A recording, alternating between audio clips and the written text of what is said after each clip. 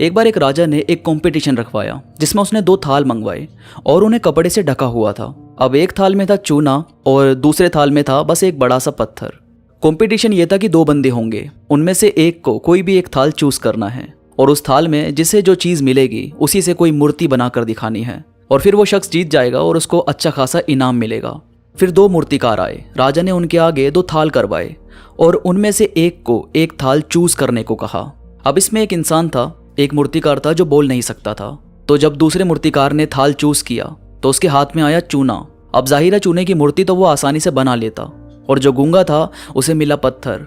फिर राजा ने कहा कि आप दोनों इससे मूर्ति बनाकर दिखाइए और जिसकी मूर्ति जितनी अच्छी हुई और आपने उसकी खूबियां बताई और मुझे अगर वो खूबी पसंद आई, साथ साथ जनता का दिल भी आपने जीता, तो आप वाकई में विजयी माने जाएंगे।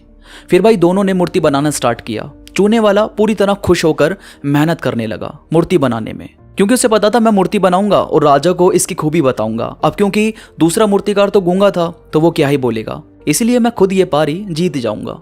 और उधर वो गूंगा भी पत्थर को घिस घिस कर मूर्ति के आकार में बदलने लगा। कुछ देर में दोनों की मूर्ति बनकर तैयार हुई। राजा ने पहले चूने वाले मूर्तिकार से पूछा, बताओ अपने मूर्ति के बारे में बताओ। तो चूने वाले ने बड़े अच्छे से अपनी मूर्ति के बारे में बताया कि ये ऐसी मूर्ति है जो आपको कहीं नहीं मिल सकती। इस मूर्ति को बनाने में लोग महीनों तक मेहनत करते हैं। मतलब ऐसा वैसा करके उसने काफी बातें बोली और फिर पूरी प्रजा ने और राजा ने खुद भी तालियां बजाई। और फिर गूंगे मूर्तिकार से कहा कि अब तुम बताओ। तो दूसरा मूर्तिकार बोला कि महाराज ये बोल नहीं सकता।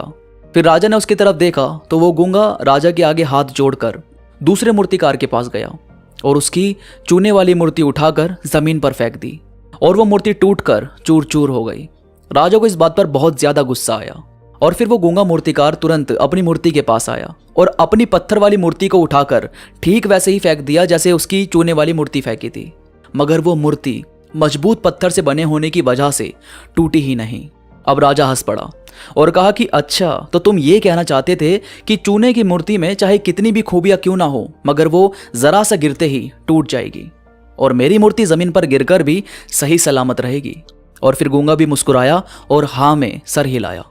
राजा उसकी बात से बड़ा खुश हुआ और उसे ही इस मुकाबले का विजयी माना गया। तो दोस्तों देखो, बात ऐसी है कि हमें अपने आप को कभी भी बहुत ज्यादा कम आंकने की कोशिश नहीं करनी चाहिए। आपका कम आंकना आपके कॉन्फिडेंस को बहुत ज्यादा गिरा देता है, जबकि असली कॉन्फिडेंस वही होता है जिसमें आप कभी ये नहीं सोचते कि मेरे दोस्तों के पास क्या है या उनके पास क्या खूबियां हैं या दूसरों के पास क्या खूबियां हैं।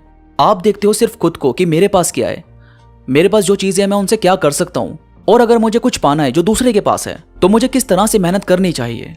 और दोस्तों असली कॉन्फिडेंस कभी दूसरे को जज करने के लिए आपको आगे नहीं बढ़ाता, बल्कि जब आप रियल में कॉन्फिडेंट हो जाते हो तो आप में दूसरों को जज करने की जो भावना होती है वही खत्म हो जाती है।